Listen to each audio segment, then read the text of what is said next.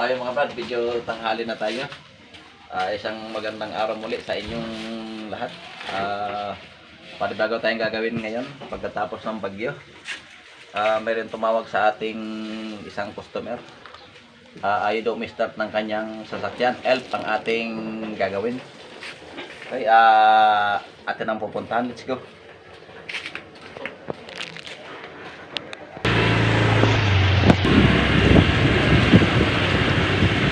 Medyo tinanghali na tayo. Nagkatid-pakit tayo ng ating estudyante. Kaya medyo tinanghali tayo ng pasok. Okay mga kapal, kita-kita tayo doon sa aking help na gagawin. 4-8 shift 1 daw ang makina. Pag in-start daw ay ayaw umimik.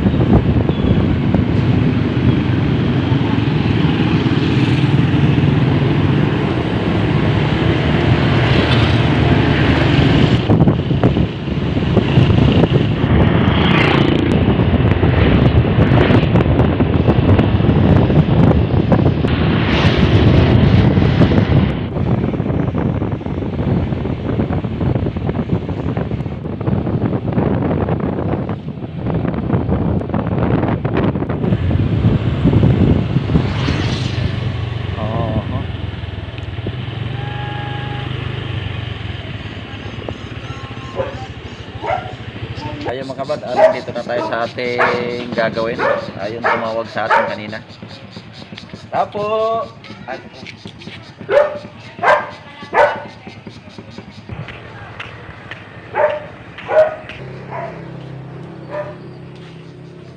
Ayun mga kabad, nandito na sa ating gagawin. Kaya lang yung driver itulog pa. Ayun o.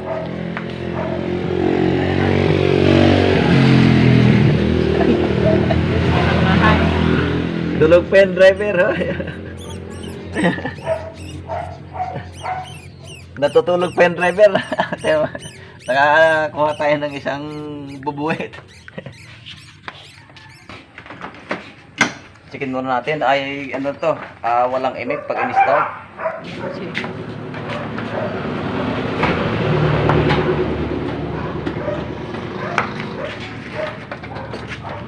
Okay, ayun mga kabrad.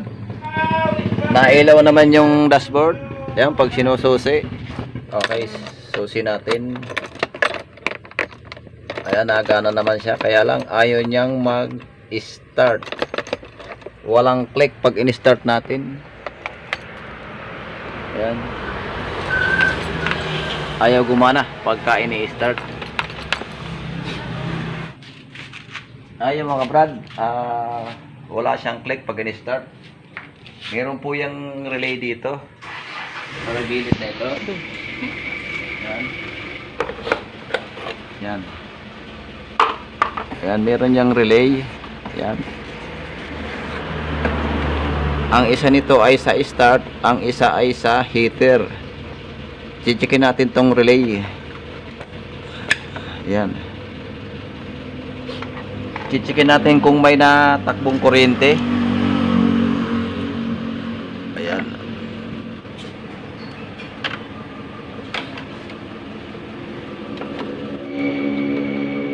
Okay, may natakbo namang kuryente galing sa battery. Ngayon titingnan natin kung may natakbong ground dito sa relay. May natakbo naman siyang ground. Try natin kung may gagana galing sa susi.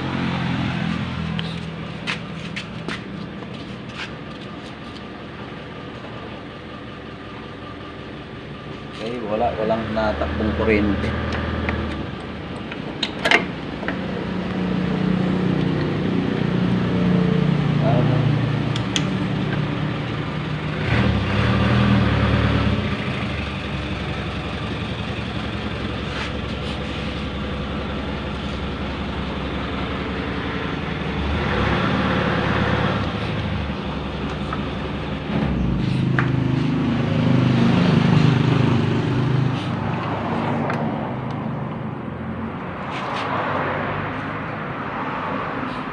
Wala pong natakbong kuryente galing sa susi. Ayan. Ayan po yung connection. Yung isang yan po yung galing susi. Dahil ito pong isa ay ground yan. Ayan. Ground po itang kabilang butas na yan. Ground yan. Ayan. Ground. Tapos itong kabila ay ito na po yung galing sa susi. Kailangan pagka in-start natin yan, may tatakbong kuryente dyan. Wala pong tumakbong kuryente.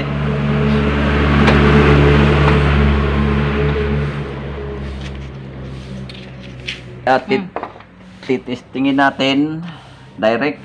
Kailangan pag nagda-direct tayo ay naka-neutral siya. At ito po yung kailangan natin i-direct. Titistingin natin kung siya ay magka-crank. Ayan, ayan. Ayan po. Manipis lang po lalagay nating wire.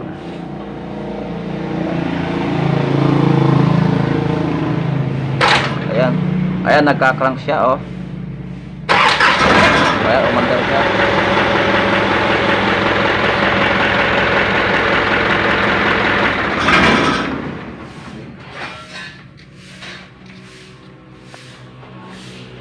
Buo po yung relay. Ang problema lang ay walang natakbong kuryente galing sa susi papunta rito sa isang linyang ito. Yan. Okay. Ang koneksyon nito iyon ay ito yung papunta ng start. Ito yung power at ito naman yung ground. Ito yung galing sa susi. Ngayon walang natakbong kuryente papunta rito. Titingnan natin sa fuse. Pabalik natin to at ito ay walang diferensya.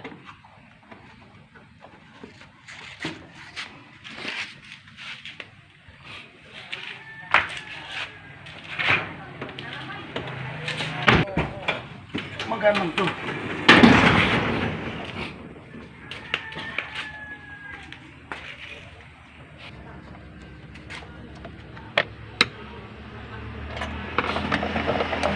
Okay, titingnan natin dito.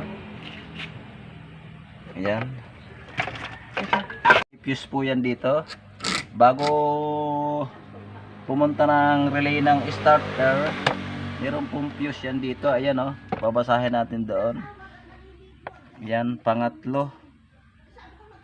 Yan, oh. Heater, aircon, EBS, starter. Ito po, tingnan natin itong pangatlong fuse na ito. Okay, buo naman. Okay, wala rito. Okay, wala pong natakbong kuryente rito sa fuse. Yan. Doon tayo sa susyaan magbubukas. Walang problema sa fuse.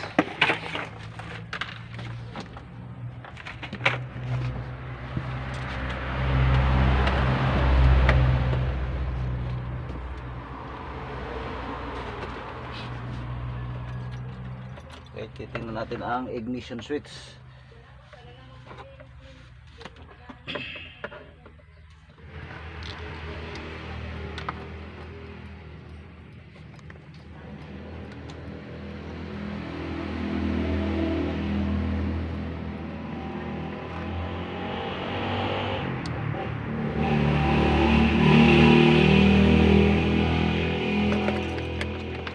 Okay. ignition switch and diferensya.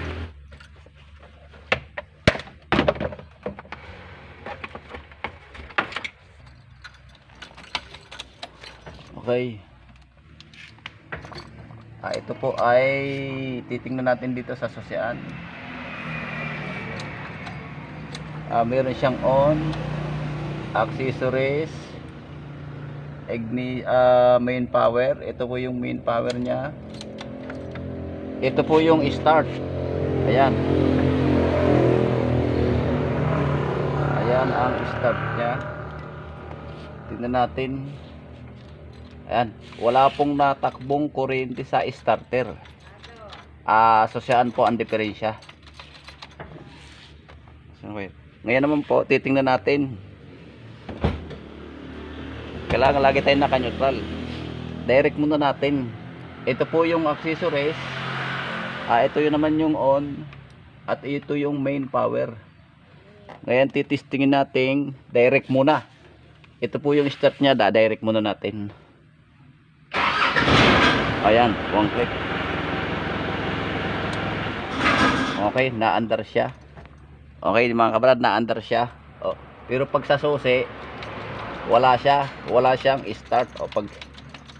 Pag ini-start natin, wala. Bali ang problema ay susian. Ito ang ating bubuksan. Ibabalik ko na ito at ito ay walang problema.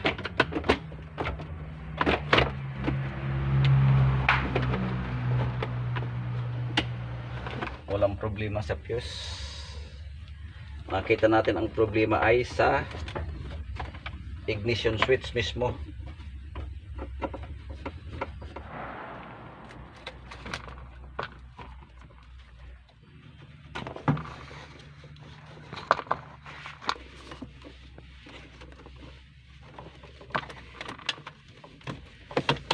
Okay.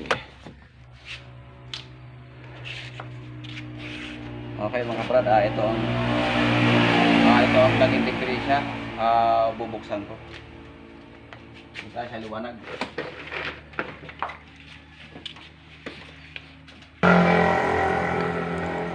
Papakita ko sa inyo kung paano nagbubukas ng ignition switch.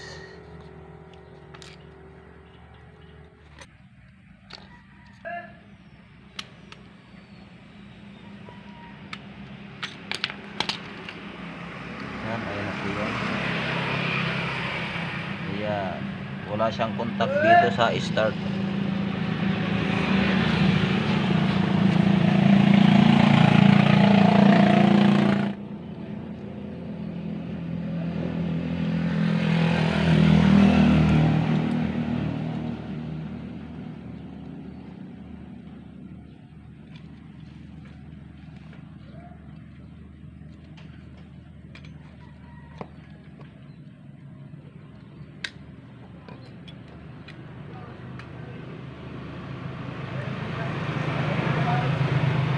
Ayaw mga kabrad, kaya ayaw siyang umi-start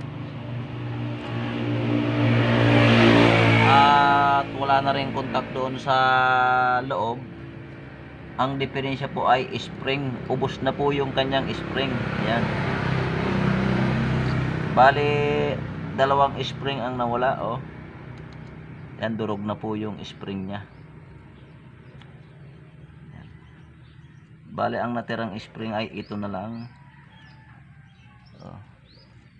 Durog na rin siya. Ayan sobrang ano na siya, putol-putol na yung spring ng sa start, kaya ayaw nang umandar. Ayan lang po ang ating papalitan. Spring na maliit na yan, maghahanap tayo nyan.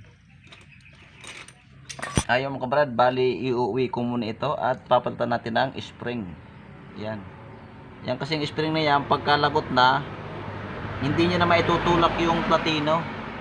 Ito, hindi niya na maitutulak yung platino para kumontak dito sa starter. Yan ang starter niya. Starter, main power, on, at accessories. Ito naman yung sa engine stop, itong isang platinong ito. Iuwi ko muna.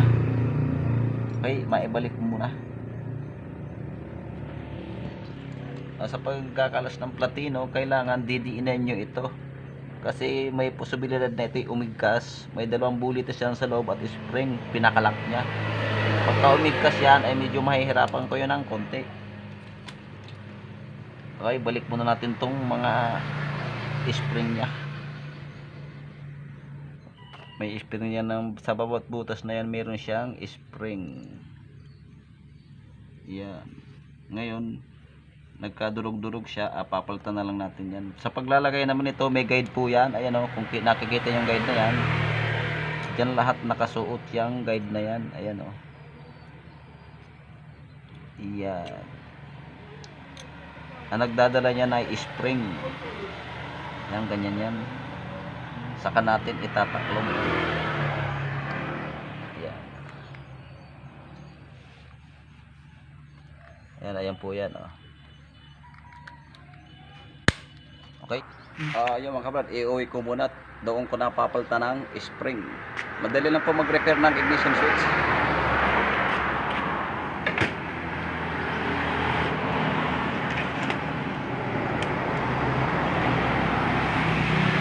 Uli.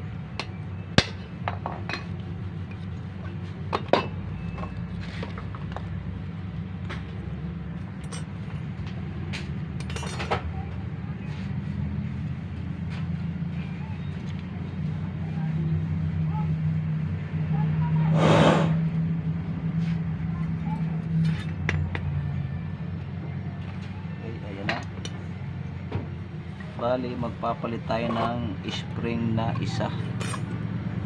Kabrad, nakakuha tayo ng spring. Ayun, nahulog. Kusa ka. Ang nakuha natin ng spring ay galing sa spring ng wiper. Ayan. Kumuha muna tayo rito.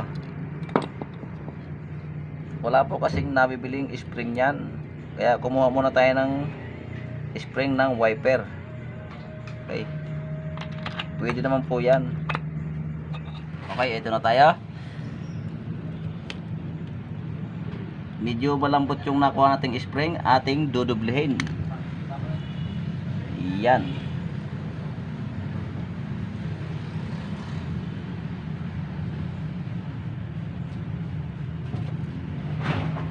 Ayan na. Pwede nating ilagay siya doon. Kaya lang medyo masyadong mahaba.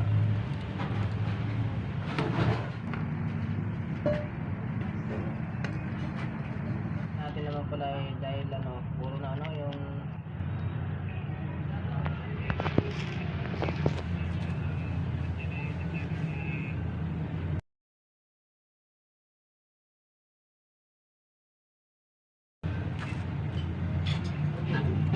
okay, medyo malambot yung spring na nakuha natin. Atin na lang dudublehin. Ayan, doble na po yan.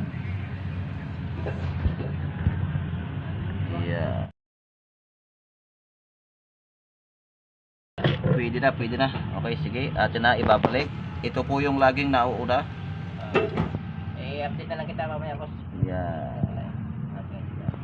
Ito naman ang sumunod. Yeah. Ganyan lang po yan mag-repair ng ignition switch ng HF1. Okay, may spring din yan dito sa ibabaw, dalawa. O, kung yung nakikita, masyado na siyang maiksi talaga, oh. Yan. Ito ay mahaba. Okay, unatin natin. Okay. Ito naman ay lalagyan natin ng kapirasong di pantay.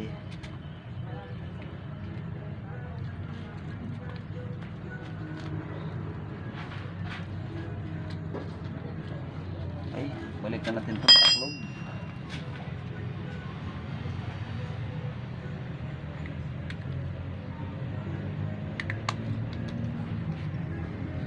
Okay, testingin na natin kung gagana.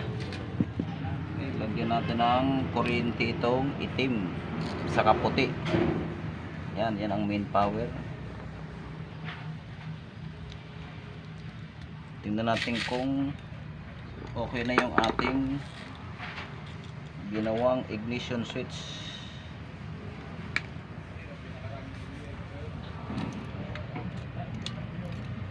tingnan natin kung may natakbo ng kuryente rito sa start.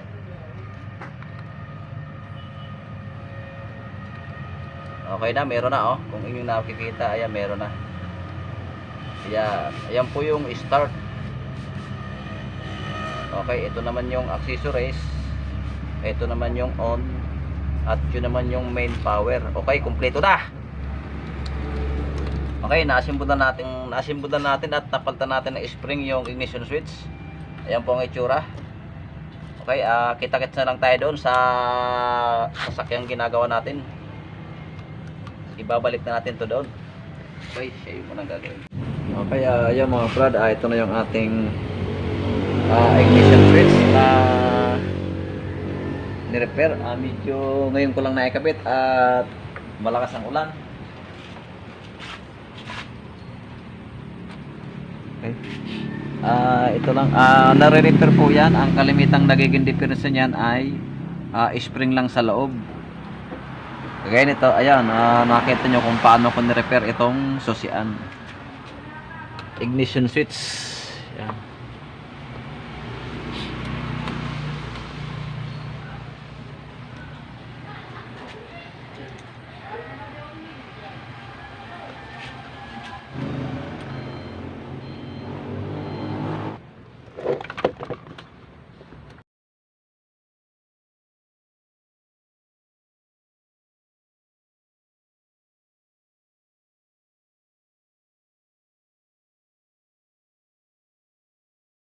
Okay, dito nakasaksak ito. Ayan.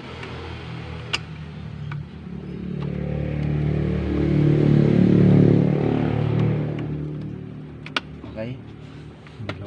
Okay, atin ang titistingin. Okay, titistingin ko na kung i-start. Kung okay yung ating pag-repair ng ignition switch.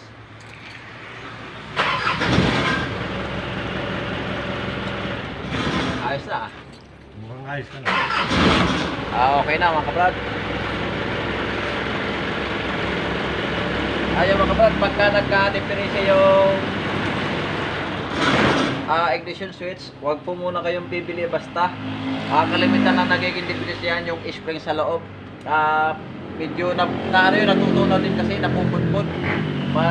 Pag kinala mo ng kunti, napuputol yung spring, hindi naabot yung platina. Kaya nang nangyari dito sa ignition switch na ito. Ayan, yung one click na. Okay, ibabalik ko na itong aking tagas. Wala, hindi na naabot boss yung spring. Kaya hindi na siya, hindi mapapaandar. Hindi na re-redound. May relay kasi yan dito, tinisting ko rin yung relay dito sa baba. Okay. Okay naman, kaya ito ang aking binaklas.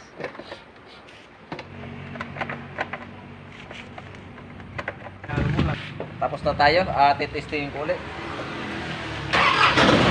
Talagang tagumpay.